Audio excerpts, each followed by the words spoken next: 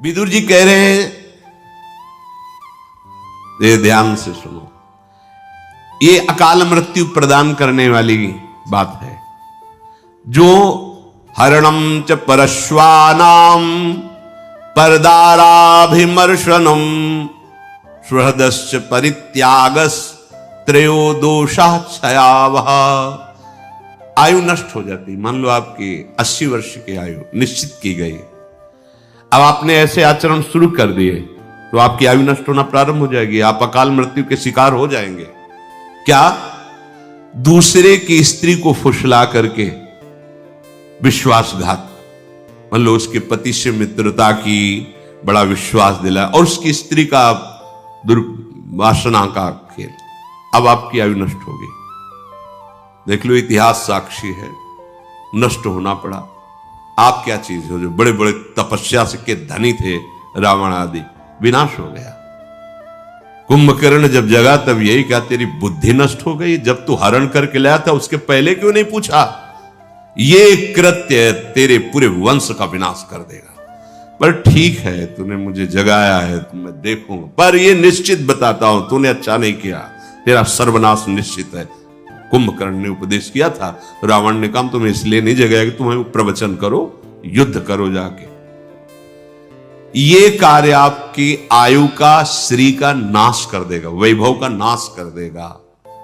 आपको अभी लगता है कि नहीं, कहा नाश हुआ, मनमानी कर, आने दो, बीज बो गया है, थोड़ा अंकुरित होने दो, फिर तुम्हें खुद पता चल जाएगा।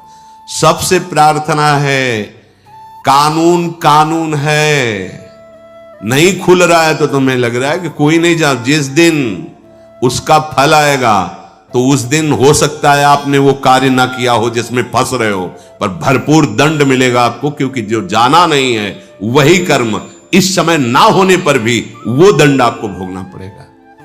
ये बहुत ध्यान से, इसलिए हम रुक के बोल रहे हैं। विदुर जी महाराज साक्षात त्रिभुवन के न्यायाधीश हैं। धर्म, पापियों के लिए यम और धर्मात्माओं के लिए धर्म, यही त्रिभुवन का न्याय करते हैं। ये न्याय विभाग है, जैसे धन विभाग कुबेर जी, जल विभाग वरुण देव जी, वायु विभाग अग्नि विभाग, ऐसे ही ये न्याय विभाग है हमारे त्रिभुवन का। उसके अधिपति हैं धर्मराज स्वयं। वो स्वयं विदुर जी के रूप में मांडव ऋषि के शाप से स्वयं पधारे हुए निर्णय कर रहे। अकाल मृत्यु, आयु का अपहरण, जो मित्र बनाया, विश्वास दिलाया और उसकी स्त्री के साथ, या स्त्री अपने पति पर विश्वास जताकर दूसरे पुरुष से, तो ये मजाक मत समझना कि अरे सब ऐसे नहीं। पति वंचक पर पति रति करई, रो रो नरक कल्प सत परई। बड़ा सावधानी का विषय है। जैसा आपके भाग्य में संविधान है, गृहस्थी में शांत रहो, गंभीर रहो। ये कुछ नहीं है इधर उधर रूप रंग देखकर जो मनमानी आचरण, ये तुम्हारी आयु को, तुम्हारी श्री को नष्ट कर देंगे। दूसरे को विश्वास दिलाकर उसके धन का अपहरण कर लेना, विष दे देना, मार दिया, धन ले लिया, छीन लिया आदि। और संत जनों की अवहेलना करना, जो सुहृदस्य आपको अपने परिवार जैसा दुलार करते हैं, आपको अपनी आत्मा जैसा दुलार करते हैं, वो आपको जो उपदेश कर रहे हैं, आपको जो शासन कर रहे हैं, वो आपके मंगल के लिए, आप उनकी आज्ञा को उल्लंघन, अपमान, अवहेलना, आपकी आयु श्री सब नष्ट हो जाएगी। साधु अवज्ञा तुरत भवानी, कर कल्याण अखिल के हानि। जो इन दोषों से युक्त होता है, अतिमानोति वादश्च तथा त्यागो नराधिपो, क्रोधश्चात्म विधित्सा च मित्र द्रोहश्च तानिषत्। एत एवाशयस्तीक्ष्णा कृंत्या युंश देहिनाम, एतानि मानवान घृणंती न मृत्युर्भद्र मस्तुते। जो हर समय अभिमान में भरा हुआ चेष्टा करता रहता है, उसकी आयु नष्ट हो जाती है, अकाल मृत्यु को प्राप्त होता है। बहुत सावधानी की जरूरत है। हर समय जो अभिमान में भरा हुआ है और हर समय कटु वचन बोलता हुआ अधिक बोलता ही रहता है, जिसमें विषयों के त्याग का बिल्कुल अभाव है, मतलब घोर विषयी है, और जो क्रोध करके ही व्यवहार करता है, जरा सी बात हुई, जो केवल अपनी जवान अपनी जनेंद्री पेट के पालने में ही चिंतित है, कैसे भोगूं, कैसे पाऊं, चाहे वो मांस खाना पड़े, चाहे वो कुछ भी, कैसा भी। और जो प्रिय शिक्षा देने वाले मित्रों से द्रोह करता है, तीखी तलवार जैसे अंगों को काट देती है, ऐसे ये आचरण उसकी आयु को छीण कर देते हैं और वो मृत्यु को प्राप्त हो जाता है, अकाल मृत्यु को प्राप्त हो जाता है। अत्यंत अभिमान में भरे रहना, बहुत गलत सलत वाणी से बोलते रहना, बिल्कुल विषयों के त्याग का अभाव अर्थात घोर विषयी, घोर क्रोधी, जो जवान और जनेंद्री, रसेंद्री और जनेंद्री का ही लंपट है, जो उत्तम शिक्षा देने वाले मित्रों से द्रोह करता है, तो जैसे तीखी तलवार अंगों को काट देती है, ऐसे ये आचरण उसकी आयु को नष्ट कर देते हैं, वो अकाल मृत्यु को प्राप्त होता है। जो अपने ऊपर विश्वास जता करके, विश्वस्तस्य येति यो दारान यस्यापि गुरु तल्पगा, उसको मित्र बनाता है, बड़ा विश्वास दिलाता है और फिर उसकी स्त्री के साथ समागम करता है। वहां भी सारे में वर्णन, यहां भी वर्णन। और जो पूजनीय गुरु के समान, जैसे माता है, बहन है, बड़े भाई की पत्नी है, ये सब गुरु के समान पूजनीय है। जो इनके साथ गलत कार्य करता है, इनकी आयु नष्ट हो जाती है, इनका बुद्धि नष्ट हो जाती है, इनका श्री वैभव नष्ट हो जाता है। बहुत ध्यान से सुनो, यही हमारी ऐसी गलतियां होती हैं जो हमारी बुद्धि को भ्रष्ट कर देती है, हमारे जीवन को नष्ट कर देती है। पहला, किसी से भी मित्रता करके ऐसी भावना मत करो कि उसके घर में जाकर विश्वासघात करो उनकी पत्नी के साथ, ऐसा। और जो आपकी पूज्या है, जैसे माँ है, बहन है, बेटी है, बड़े भाई की पत्नी, माता के समान मानी गई है, पूर्व में चरण छूते हैं, मां के समान उसको समझते हैं, तो इनको गुरु तुल्य मानना। जैसे हम गुरु को आदर से देखते हैं, ऐसे बेटी के प्रति, बहन के प्रति, अपनी माता के प्रति, ऐसे बड़े भाई की पत्नी के प्रति हम ऐसे भाव, अगर ये इनके साथ गलत भाव, तो आपकी आयु नष्ट हो जाएगी, आपकी श्री कीर्ति नष्ट हो जाएगी। जो किसी के भी साथ जो नीच आचरण वाली स्त्रियां हैं, अर्थात जो अर्थ आदि के लिए अपने देह को बेचती, ऐसों के साथ उसकी आयु नष्ट हो जाती है, उसका श्री कीर्ति नष्ट हो जाती है। और जो ब्रह्म ऋषियों की प्रति अपराध कर देता है किसी भी तरह का, जैसे रसिक मुरारी जी के चरित्र में आया कि राजा ने जब देखा बहुत संत सेवा हो रही, तो उन्होंने वहां अपना अधिकार जताना, नष्ट हो जाओगे। जो भागवत धर्म की सेवा में भागवत भाव को प्राप्त हुए जन है, तो सारा वैभव उनके चरणों में लुटता है। यदि आप शासक होकर, बड़े अधिकारी होकर, या आप बलवान होकर उसका अपहरण करते हैं, तो आपकी आयु नष्ट हो जाएगी, आपका श्री तेज पुण्य नष्ट हो जाएगा। जो किसी भी अहम में आकर के ऐसे जनों से सेवा कार्य के लिए आज्ञा करता है, संत जनों से, जो ब्रह्म ऋषि जन है, भगवत आराधन परायण है, आप बलवान हैं, आप पदाधिकारी, आप ऐसा, और आप उनसे आज्ञा करते हैं, तो आपके सुकृत नष्ट हो जाएंगे, आपकी आयु नष्ट हो जाएगी। जो आपकी शरण में आ गया है, अब चाहे अपने प्राण देने पड़े, पर उसका अहित नहीं होने देंगे। अगर वो शरणागत जो आपके समीप आया है, आपने धोखेबाजी करके उसकी हत्या करवा दी या आपने कर दी, तो इन सब की आयु चाहे जितना प्रायश्चित करें, इनकी आयु लिखा है, प्रायश्चित करने पर भी वेदों की आज्ञा है, सिद्धांत है कि उसकी आयु और वैभव नष्ट हो जाएगा। समय का इंतजार करो, ना तो ऐसे लोगों का संग करे, ना ऐसे कार्य करे। बार बार सबसे प्रार्थना की है, शराब मत पिए। क्यों? क्योंकि ये दोष बहुत भयंकर प्रकट हो जाएगा। जब आप मदिरा के नशे में होंगे तो आपको यह नहीं दिखाई देगा कि सामने कौन है, न बोलने में, न क्रिया में, न चेष्टा में, न चिंतन में, क्योंकि उसका काम ही है बुद्धि को भ्रष्ट कर देना। इसीलिए मना करते हैं हाथ जोड़कर, न तुम्हारे स्वास्थ्य के लिए अच्छा है, न तुम्हारे परलोक के लिए अच्छा है, न समाज के लिए अच्छा है, किसी भी तरह से अच्छा नहीं।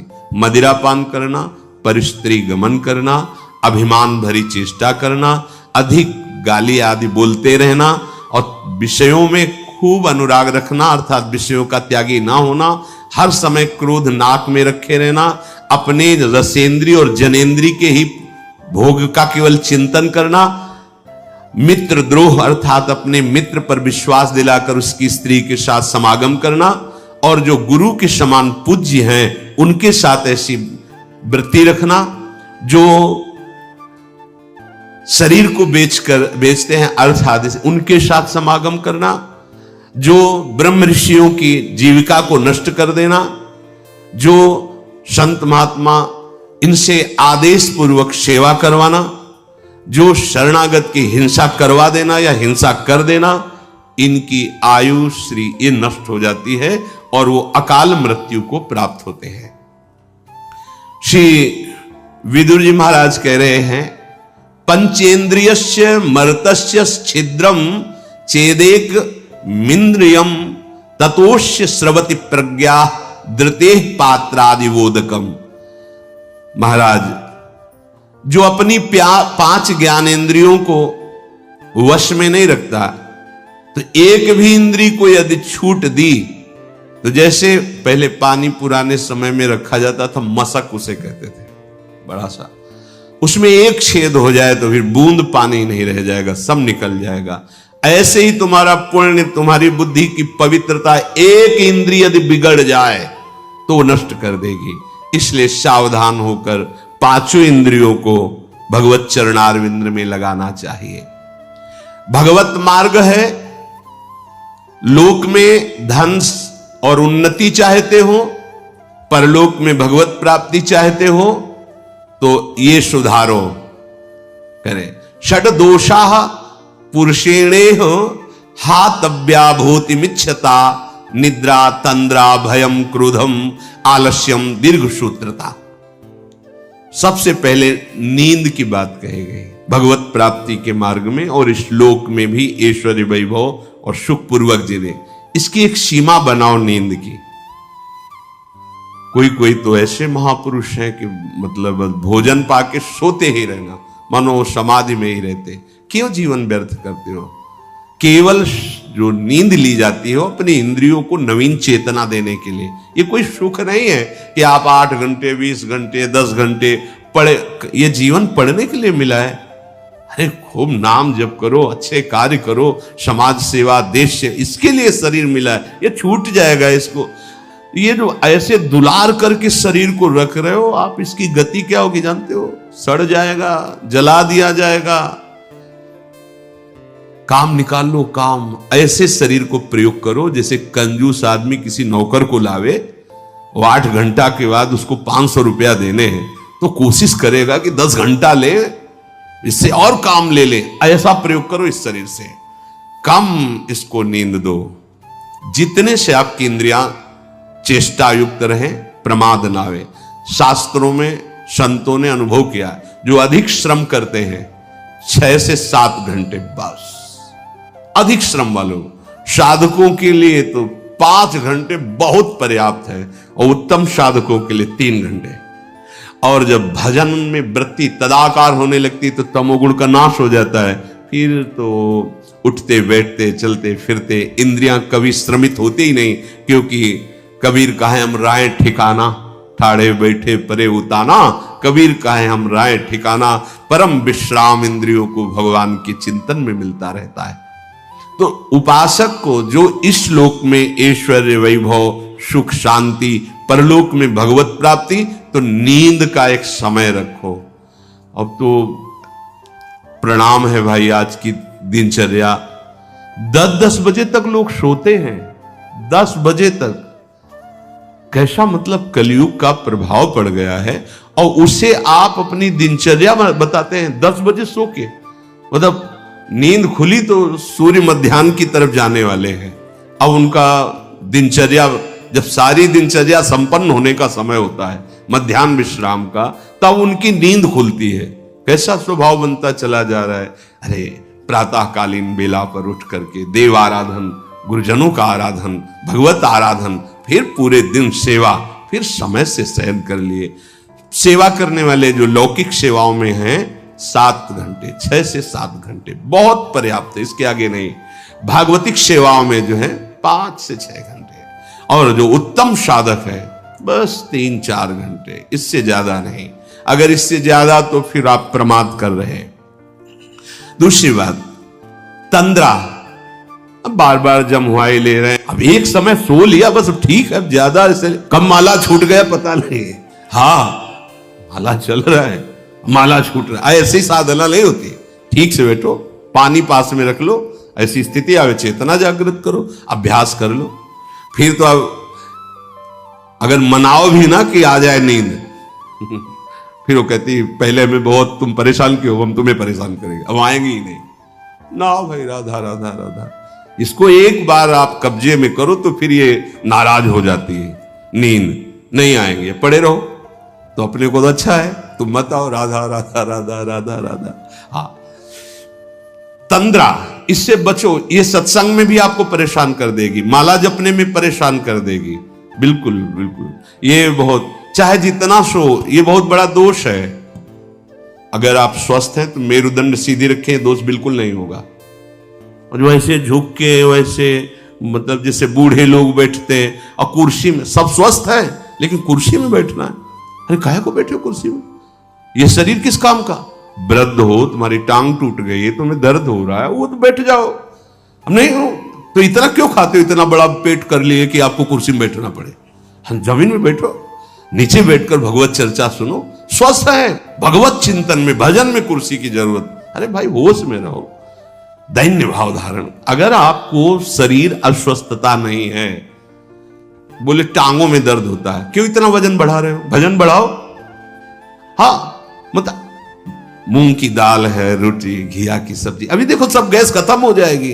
जो चीजें पेट को, लीवर को खराब कर रहे हैं वो जमा है, पर ठूस ठूस के खाना है तो चर्बी पेट की चौड़ी होती चली जा रही है। अब ऐसे बैठेंगे तो वजन बढ़े, अब वो परेशानी। कुर्सी में दीवार में, एक दीक्षा ले आए, पहले उनके लिए कुर्सी लगे, क्यों भैया, बोले थोड़ा शरीर भारी, नीचे नहीं बैठना। नहीं, मंत्र लेने आए उनके लिए, पोसा नीचे बैठो, तुम्हारा हाथ पैर टूटा है, बोले नहीं उनका नीचे बैठो, मंत्र ले, नीचे बैठो।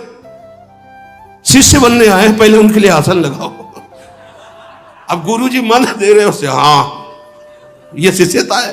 अरे भैया यहाँ तो बहुत, इसीलिए ये जो तंद्रा है इस पर सावधान रहो। आप ये समझो कि आपको जो समय मिला बड़ा दिव्य है, और ये तंद्रा आपको परेशान कर देगी। बिल्कुल सावधान। ये जो आपकी गांठों में दर्द होता है, आप वायु रोग जो हो गया है, अपच के कारण होता है। आप ऐसे वायु बढ़ाने वाले पदार्थ पाते हैं, आपको उसका ज्ञान है नहीं, तो वायु बढ़ती चली जाती है, चर्बी बढ़ती चली जाती। काहे को इतना परेशान। सीधे सरल भोजन पाओ, सात्विक भाव पाओ, अल्पाहार करो और थोड़ा चलो, व्यायाम करो, तो आप इन दोषों से बच जाएंगे। मानिए बात। अब यहां से ठसाठस भरता चला जा रहा है, समय से जो नित्य क्रिया शौच आदि वो हो नहीं रही है, क्योंकि पानी पर्याप्त नहीं जा रहा, व्यायाम नहीं हो रहा, उचित आहार नहीं जा रहा है, तो अब फिर होगा क्या, फिर यही परेशानी आएंगी। तो भगवत मार्ग क्या, लौकिक सेवाएं भी आपसे नहीं हो पाएंगी। विदुर जी महाराज कह रहे कि तंद्रा को वश में करे और डर कभी ना अपने अंदर आने दे। हर समय हमारे साथ भगवान है। अगर हमारे विधान में चोट लिखी है, दंड लिखा है, तो लाखों लोग साथों हो जाएगा। अगर नहीं है तो कोई नहीं कर सकता।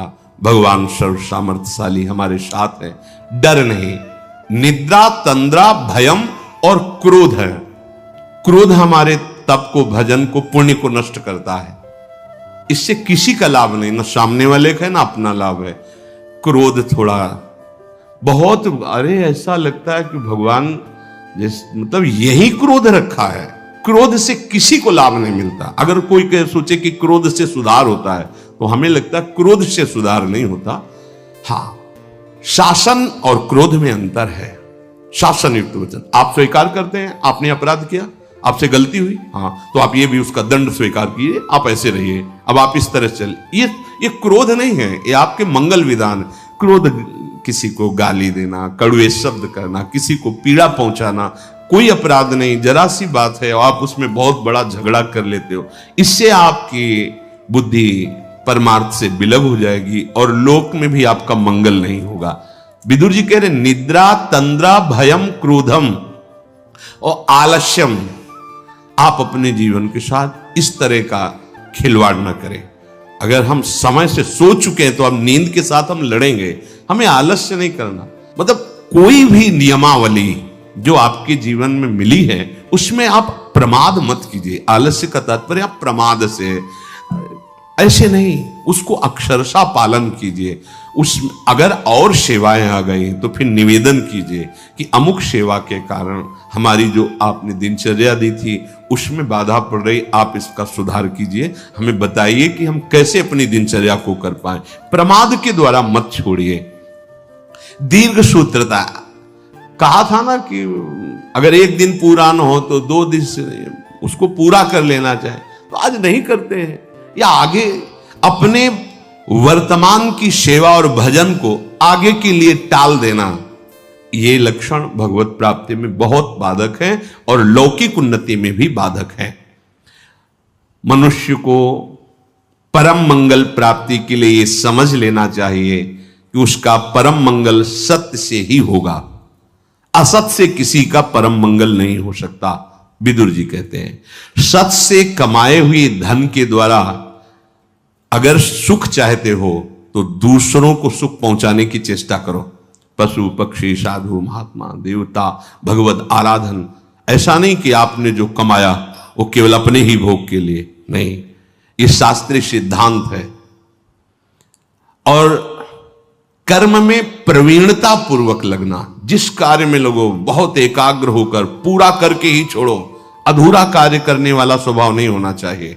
जिस कार्य में लगो, भले सांसारिक कार्य है पर हम अपने प्रभु के लिए कर रहे हैं, तो आप एक अध्यापक हैं, अच्छी पढ़ाई, जितना आपको ज्ञान है वो, आप एक डॉक्टर हैं, अच्छी दवा कीजिए, पैसे पर ध्यान मत दीजिए, आपकी जितनी योग्यता है मरीज को सुख पहुंचाइए। जहां जहां जिसको जो सेवा है वो कह रहे हैं कि कर्मण्यता, एकाग्रता पूर्वक, प्रवीणता पूर्वक, किसी अन्य प्रभाव से नहीं, आपका कर्तव्य कर्म है। जैसे अब कोई गरीब आदमी, उसके पास पैसा नहीं है और बड़े रोग से ग्रसित है और आपके पास खूब पैसा है, आप डॉक्टर हैं, तो आपको चाहिए कि आप उसको पैसे की प्रधानता रख करके निकाल दें, ऐसा ठीक नहीं है। भगवान ने आपको धन दिया है, आपको बुद्धि दी, आप में योग्यता दी, आप 4 लोग मिलकर उसका सहयोग कीजिए, स्वस्थ कीजिए, ये सेवा आपकी भगवत भजन बन जाएगा, भगवत प्राप्ति का हेतु बन जाएगा। आपको विद्या है, आप ट्यूशन पढ़ाते हैं दूसरों से, तो आपकी भी जीवन वृत्ति ठीक है, लेकिन कोई गरीब का बालक है, आप उससे ट्यूशन के पैसे मत लीजिए, उसी विद्या में उसको फ्री बैठा लीजिए। वो आगे चल करके पढ़ लिख कर ऐसा बनेगा जो आपके चरणों की वंदना करेगा कि अगर हमारे वो टीचर हम पर कृपा न करते तो मैं गरीब आदमी पढ़ ही नहीं सकता था। ये ध्यान रखने की बातें हैं। जो जहां है, ऐसी स्थिति में यदि कोई है तो हमें सहयोग करना चाहिए। 50 विद्यार्थी बैठते हैं जो आपको दक्षिणा देते, भेंट देते हैं, और उसमें 5 विद्यार्थी बैठे हुए जो भेंट नहीं देते हैं, गरीब हैं, तो आपका अलग से कोई थोड़ी पढ़ाना है, उसी में वो पढ़ जाएंगे और आपका भजन बन जाएगा।